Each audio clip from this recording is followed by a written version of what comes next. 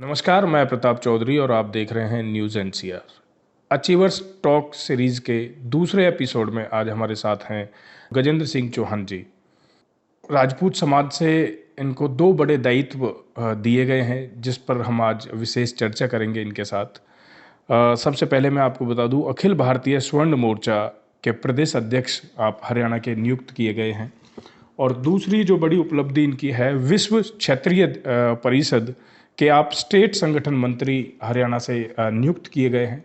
काफ़ी बड़ा पदभार है और दायित्व भी बहुत जिम्मेदारी का है। तो अचीवर स्टॉक जो हमारी सीरीज़ नई स्टार्ट हमने की है, इससे पहले आपने देखी होगी ह्यूमंस ऑफ फरीदाबाद के हमने 100 एपिसोड कंप्लीट किए। तो इसी कड़ी में एक हमने अचीवर स्टॉक सीरीज़ भी चलाई है, जिसके तहत आज हम सर का यहाँ पर साक्षात्कार करेंगे। अचीवर स्टॉक में हम उन लोगों को अपने इंटरव्यू के माध्यम से आप लोगों से रूबरू कराते हैं जिन्होंने अपनी जीवन में बहुत कुछ अचीव किया हो।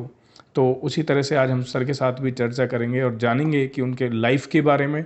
और सबसे बड़ी बात ये कि ये जो दो नए पदभार उनको राजपूत समाज से दायित्व जो मिले हैं, उनको लेकर हम चर्चा करेंगे। तो सर, सबसे पहले तो आपका बहुत बहुत स्वागत है हमारे चैनल में। गजेंद्र सिंह जी, आपको दो बहुत जिम्मेदारी वाले पद दिए गए हैं, नियुक्ति आपको हुई है। तो मैं समझता हूँ कि इतनी बड़ी जिम्मेदारी, क्योंकि पूरा हरियाणा प्रदेश को देखना, तो संगठन के हिसाब से देखा जाए तो काफ़ी बड़ा दायित्व है। तो सबसे पहले, क्योंकि ये सीरीज़ हमारी है अचीवर स्टॉक, तो हमारी इसमें कोशिश यही है कि हम आपके अचीवमेंट्स के बारे में जानें, लोगों तक आपकी आवाज़ को पहुंचाएं। तो जी, इसके बारे में तो हम चर्चा करेंगे ही। थोड़ा सा मैं आपके पर्सनल लाइफ से जुड़ी हुई चीज़ों को जानना चाहूँगा। मैं एक कंपनी के अंदर जी जनरल मैनेजर एचआर के रूप में कार्य करता हूँ। मेरा शुरू से ही सामाजिक कार्यों में रुचि रही है। जहाँ मैं रहता हूँ वहाँ की आबादी करीब, कॉलोनी की आबादी करीब 5,000 है। मैं वहाँ का जनरल सेक्रेटरी, आरडब्ल्यूए का जॉइंट सेक्रेटरी रहा। इससे पहले भी मैं फरीदाबाद राजपूत सभा का संयोजक हूँ। और अब ये दो नई जिम्मेदारियां मुझे सौंपी गई हैं, जिनमें एक विश्व क्षत्रिय परिषद का हरियाणा प्रदेश का संगठन मंत्री बनाया गया है और दूसरी स्वर्ण आंदोलन का हरियाणा प्रदेश का अध्यक्ष बनाया गया है। और दोनों ही पद बहुत महत्वपूर्ण हैं। मैं विश्व क्षत्रिय परिषद की अंतर्राष्ट्रीय टीम और राष्ट्रीय टीम का विशेष तौर से आभारी हूँ कि जिन्होंने मुझे इस दायित्व को निभाने योग्य समझा। मैं भाई पदम सिंह चौहान, राष्ट्रीय उपाध्यक्ष विश्व क्षत्रिय परिषद का तहे दिल से आभारी हूँ और मैं विश्वास दिलाता हूँ कि संगठन को हरियाणा प्रदेश में मजबूत करने में कोई कसर नहीं छोड़ूंगा।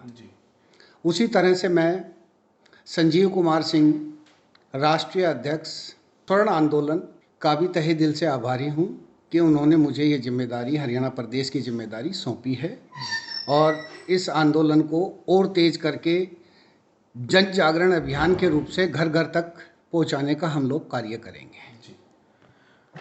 जैसा कि अभी गजेंद्र सिंह जी ने बताया और मैंने भी आपसे कहा कि अचीवर स्टॉक एक प्राइवेट नौकरी करने के साथ साथ आप सामाजिक कार्यों में भी जुटे होते हैं। इसीलिए ही हमने इस अचीवर स्टॉक का नाम दिया है। और आप सोच रहे होंगे कि हम गजेंद्र सिंह जी के साथ में बात कर रहे हैं तो वो अचीवर्स कैसे हुए। तो कहीं ना कहीं ये भी एक अचीवर हैं कि अपने पारिवारिक दायित्व को निभाते हुए सामाजिक कार्यों में भी लिप्त हैं, उन सामाजिक कार्यों को भी आगे बढ़ा रहे हैं। तो कहीं ना कहीं उन्होंने अपनी सोसाइटी का भी बताया कि सोसाइटी के भी वो जनरल सेक्रेटरी हैं अभी, और एक संगठन का भी वो दायित्व निभा रहे हैं। तो ये भी एक अचीवमेंट है, क्योंकि आप परिवार को भी साथ साथ चला रहे हैं और अपने समाज को अपने साथ में लेकर चल रहे हैं। तो गजेंद्र सिंह जी, ये जो आपके दो संगठन हैं, किस तरह से एक समाज के लिए काम करेंगी? क्या आपके एजेंडाज रहेंगे? किस तरह से आप लोगों को एक साथ जोड़ने का काम करेंगे? जहाँ तक स्वर्ण मोर्चा आंदोलन का प्रश्न है, ये एक राष्ट्रवादी संगठन है जो एक देश और सब नागरिक समान है की नीति पर कार्य करता है। लेकिन राजनीतिक दलों द्वारा आरक्षण के रूप में समाज का बंटवारा कर दिया गया, जिससे दलित और पिछड़ा दो समाज बन गए। और हमारे स्वर्ण समाज के राजनीतिक प्रतिनिधित्व, चाहे वो सांसद हो चाहे विधायक हो, उनके नकारेपन की वजह से आज स्वर्ण समाज बहुत पिछड़ गया है। हम चाहते हैं कि गरीब चाहे किसी भी जाति, धर्म या मजहब का हो, सबका विकास हो, परंतु स्वर्ण समाज का गरीब तबका बहुत ज़्यादा पिछड़ गया है और इसके लिए ना तो सरकार कुछ सोच रही है, ना ही कोई राजनीतिक दल या कोई और कार्य कर रहा है। हम चाहते हैं कि सरकार इस ओर ध्यान दे और हम मांग करते हैं कि अल्पसंख्यक आयोग, दलित आयोग की तरह एक स्वर्ण आयोग बनाया जाए, जिसमें स्वर्णों की समस्याओं का ध्यान रखा जाए। हम ये भी मांग करते हैं कि एक स्वर्ण मंत्रालय बनाया जाए, जिसके अंदर स्वर्ण निगम, स्वर्ण अधिनियम या गरीब स्वर्ण छात्रों को छात्रवृत्ति दी जाए। मैं ये भी मांग करता हूँ कि जिस तरह उदारता के साथ अल्पसंख्यकों या दलितों के उद्धार के लिए योजनाएं बनाई जाती हैं, उसी तरह से स्वर्ण समाज के गरीब लोगों के लिए, छात्रों के लिए भी उसी उदारता के साथ योजनाएं बनाई जाएं, जिससे समाज में एक रास्ता, समाज में सबका लेवल बराबर हो, तभी बात बनेगी। सर देखिए, कहीं ना कहीं हम एक समाज की बात करते हैं, एक समान व्यवहार की बात करते हैं लोगों के साथ। तो अब जैसे बहुत सारे संगठन हमारे देश में चल रहे हैं, और आप जो राजपूत समाज की बात कर रहे हैं, जाट समाज है, ब्राह्मण सभा है, तो बहुत सारे समाज जाति के नाम पर बने हुए हैं। नागरिकों से ही समाज बनता है। अगर नागरिकों में ही भेदभाव होगा तो समाज कभी भी संगठित और मजबूत नहीं बनेगा। हम ये चाहते हैं कि नागरिक, चाहे वो किसी भी समाज, किसी भी धर्म, किसी भी दलित हो, पिछड़ा हो, अगड़ा हो, कोई भी हो, अल्पसंख्यक हो, सबका विकास हो, ना कि किसी दलित का हो या खाली अल्पसंख्यक का हो और स्वर्ण समाज का गरीब तबका और पिछड़ता हुआ चला जाए। तो नागरिक का विकास होगा तभी समाज या देश का विकास होगा, और वो नागरिक किसी भी मजहब या किसी भी समुदाय से हो, उसका विकास होना बहुत जरूरी है। तो आपका जो संगठन है, मतलब आपका ये कहना है कि आपका संगठन सिर्फ राजपूतों के लिए नहीं, बल्कि और सभी जाति धर्म के लिए भी काम कर रहा है? स्वर्ण आंदोलन सभी स्वर्णों के लिए काम कर रहा है, क्योंकि बाकी के जितने भी अल्पसंख्यक हैं या दलित हैं या पिछड़े हैं, उसके लिए तो सरकार काम कर ही रही है।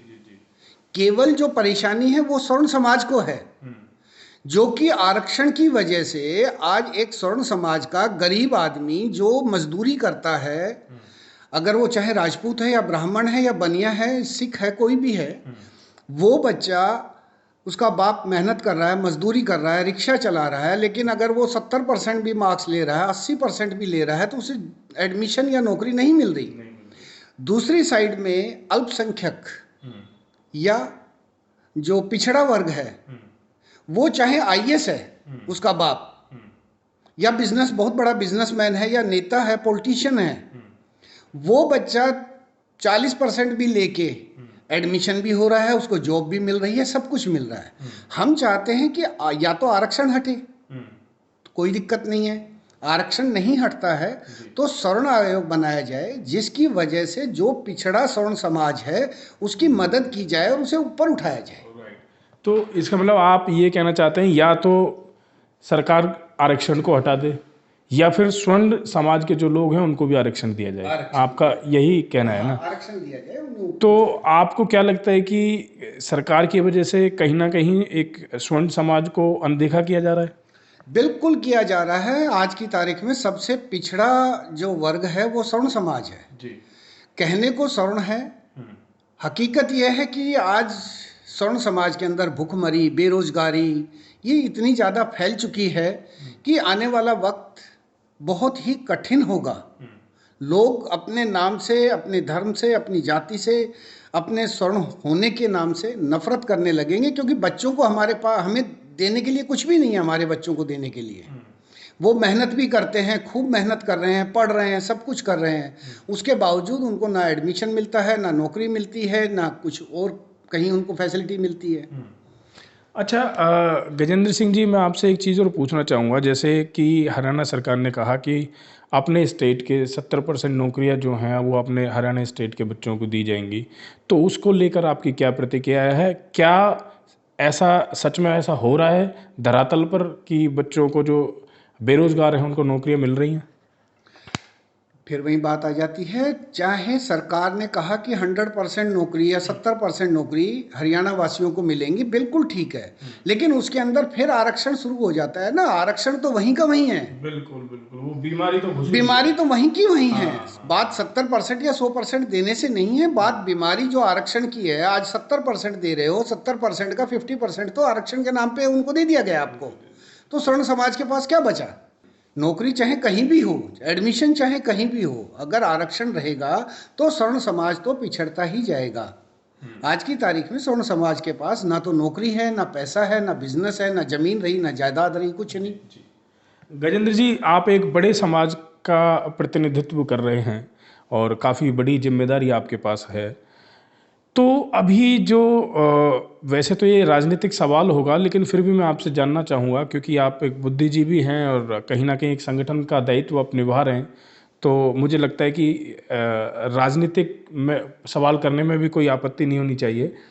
ये जो माहौल जिस तरह का देश में अभी चल रहा है, महंगाई को लेकर आप देख ही रहे हैं कि डीजल हो गया, पेट्रोल हो गया, इस तरह की चीज़ें बहुत ज़्यादा रेट हाई हो रखे हैं। किसी भी चीज़ को देख लीजिए, काफ़ी महंगाई अभी है और समाज में कहीं ना कहीं एक जो पिछड़ा वर्ग या गरीब तबका है वो और दबता जा रहा है नीचे।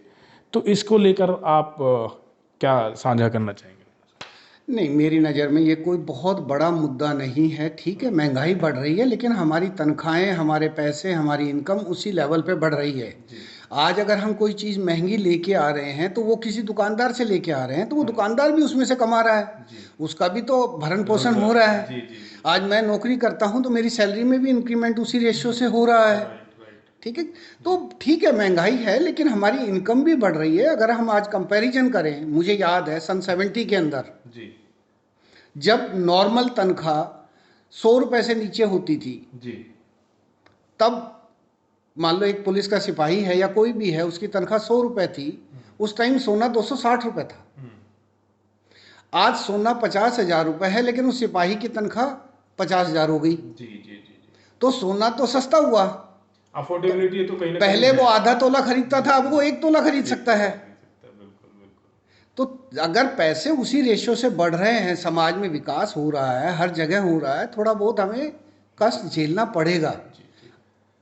ठाकुर साहब, एक ज़रूरी मेरा सवाल आपसे ये है कि कहीं ना कहीं फिर से इतिहास के पन्नों को फिर से खंगाला गया है अब की बार, और काफ़ी चर्चा में भी रहा है ये विषय। महाराज मीर भोज जी के बारे में जो चर्चाएं आजकल चल रही है, एक समाज तबका ये कहता है कि वो हमारे महाराज हैं, आपके राजपूत समाज कहते हैं कि वो हमारे महाराज हैं। तो इस पर आपकी थोड़ी सी मैं प्रतिक्रिया जानना चाहूँगा कि ये डाउट में क्यों है इतना? ये कुछ गुर्जर जाति के पथभ्रष्ट कह लो या कुछ भी कह लो, वो कुछ व्यक्ति हैं जो इन महापुरुषों को जाति विशेष में बांधने की कोशिश कर रहे हैं। सच्चाई ये है कि वो क्षत्रिय सम्राट थे और वो देश के थे। उन्होंने हिंदुत्व के लिए काम किया है, किसी जाति विशेष के लिए काम नहीं किया।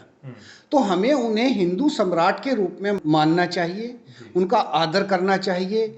ये लोग जाति विशेष में बांध के उनका सम्मान गिरा रहे हैं, जो गलत है।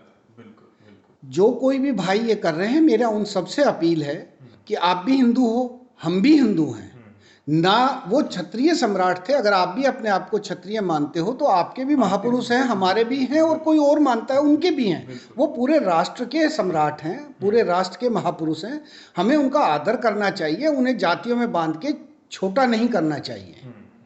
और इसके लिए मैं सभी राजपूत संगठनों से भी निवेदन करूंगा कि सभी एकत्रित हों, इकट्ठे हों, अपने आपसी मतभेद कोई हैं तो उनको भुलाएं और इकट्ठे होके जो हमारे इतिहास, मान सम्मान और महापुरुषों की छवि को बिगाड़ने की कोशिश की जा रही है, उसका एकजुट होकर मुकाबला करें, तभी ये बात बनेगी। और इस दिशा में मैं विशेष तौर पे उल्लेख करूंगा राजपूत सभा जिला फरीदाबाद का, जो भाई कमल सिंह तंवर के नेतृत्व में बहुत सराहनीय और उल्लेखनीय कार्य कर रही है।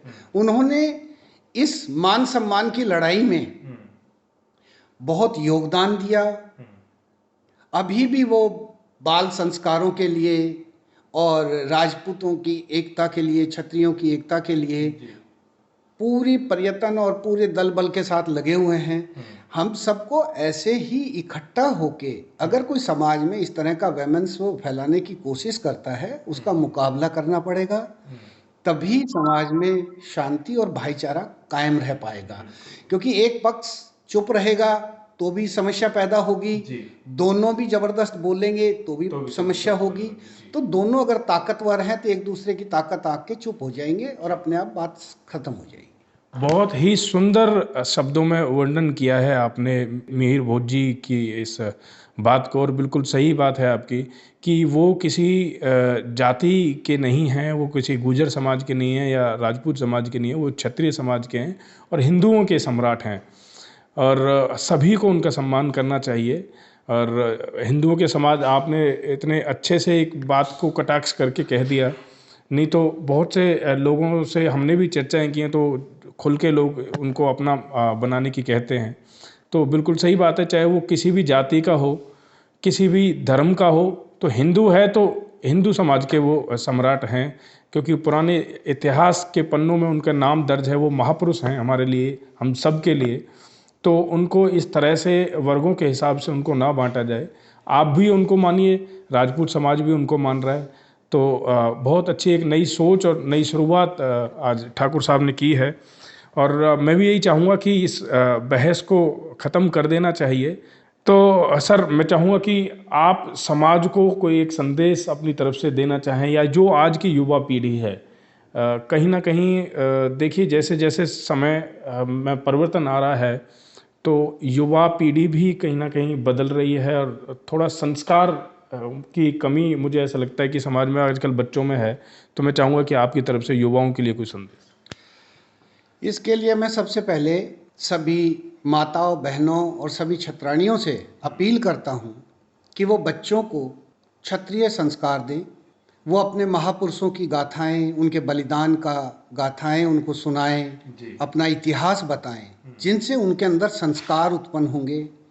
उन्हें अपने इतिहास पर गर्व होगा, अपने महापुरुषों पे गर्व होगा, तभी समाज का विकास होगा, तभी उनमें संस्कार पैदा होंगे। दूसरा, युवाओं के लिए मैं कहना चाहूँगा कि भाई लोगों, अभी जितनी मेहनत कर लोगे वही आपके काम आएगी। क्योंकि जो जिस तरह से ये आरक्षण का मुद्दा चल रहा है, या हमारी ज़मीनें चली गई हैं, हमारे पास कोई भी रोजी रोटी के साधन नहीं बचेंगे आने वाले समय में। तो अभी जितनी आप मेहनत करोगे उतना ही आपका भविष्य उज्जवल होगा, नहीं तो खाली हम ऐसे ही भटकते रह जाएंगे। धन्यवाद। बहुत बढ़िया, और बिल्कुल सही बात है कि कम से कम देखिए, जब हम स्कूल में पढ़ाई करते थे या कॉलेज में भी हम हैं, अगर आप कोई भी दर्शक जो हमें देख रहे हैं उनमें से कोई भी युवा अगर आर्ट्स से पढ़ाई कर रहा है, तो एक सब्जेक्ट होता है इतिहास। तो कुछ उस समय भी जब हम पढ़ा करते थे तो बच्चे कहा करते थे कि इतिहास के बारे में हमें जानने की क्या ज़रूरत है, हमें क्या करना है इतिहास पढ़ के। तो मुझे ऐसा लगता है कि हमारे इतिहास में जो महापुरुषों का जिक्र किया गया है, उन सब के बारे में हम सभी को ज़रूर पता होना चाहिए कि हमारे महापुरुष हमारे लिए क्या करके गए। क्योंकि आज जो महापुरुष हमारे साथ में बैठे हैं, ये इनसे ही हमें सीख मिलती है। और जब आप इनकी जगह पर आएंगे तो हो सकता है कि अगर आप अपने इतिहास को नहीं खंगालेंगे तो आपके पास अपने बच्चों को बताने के लिए कुछ नहीं होगा कि आपके महापुरुष क्या करके गए। तो आप अपने बच्चों को इन सब चीज़ों के बारे में जानकारी दीजिए, उनको अवेयर करिए, उनको बताइए कि हमारे महापुरुष हमारे समाज के लिए, हमारे देश के लिए क्या करके गए। तो आज बहुत अच्छी चर्चा हमारी ठाकुर साहब के साथ में रही और बहुत अच्छा लगा इनसे बात करके। इसी तरह से हम फरीदाबाद में कहीं ना कहीं फिर किसी और के महापुरुष के साथ में होंगे और आपको रूबरू कराएंगे। तो तब तक के लिए देखते रहिए न्यूज़ NCR। धन्यवाद, नमस्कार।